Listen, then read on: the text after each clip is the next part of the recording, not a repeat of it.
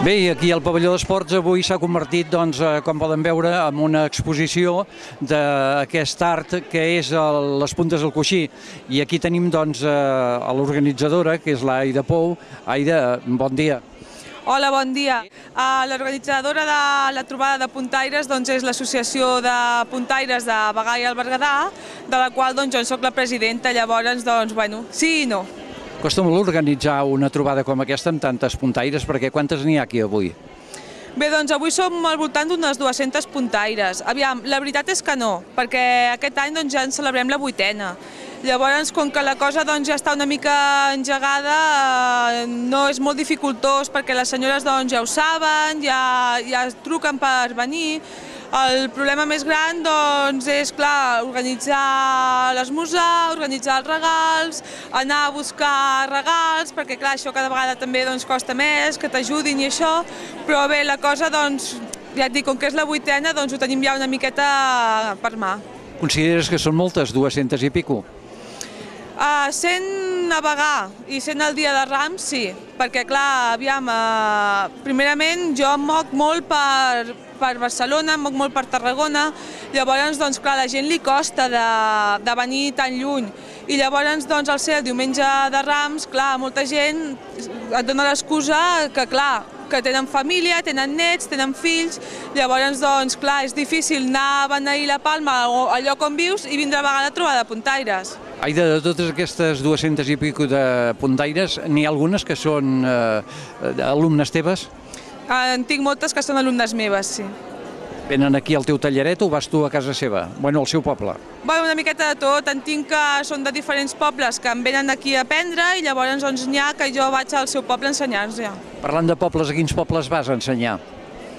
Ara mateix estic anant a Puigcerdà, vaig a Balsareny i vaig a Barcelona i de moment ja està, llavors em venen aquí.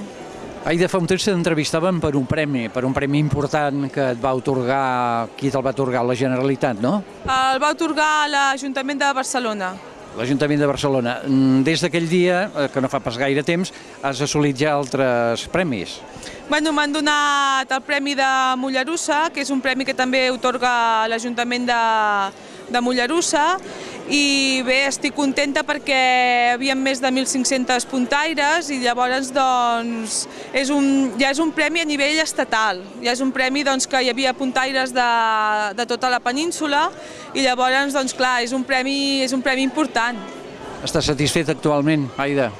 Molt satisfeta, actualment estic molt satisfeta, sí. El tallaret funciona? Sí, el tallaret funciona, ara sí. Tens bastantes alumnes? Doncs sí, tinc bastantes alumnes, llavors també veus que la gent estan contents, que també és molt important, d'una feina ben feta, llavors la gent diu fas una feina ben feta i això és el que realment t'omple. Parlem en femení, no parlem en masculí. En tens d'homes que facin punta també? No punta, sí, punta al coixí.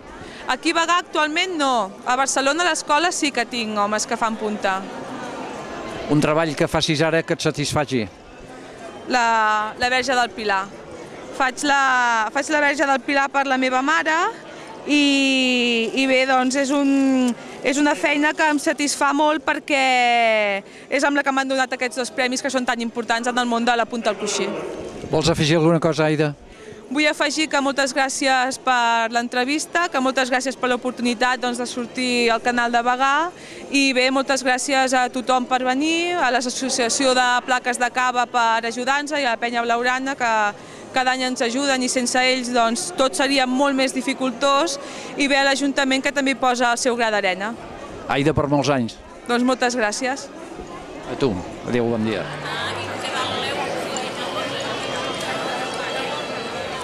Ya,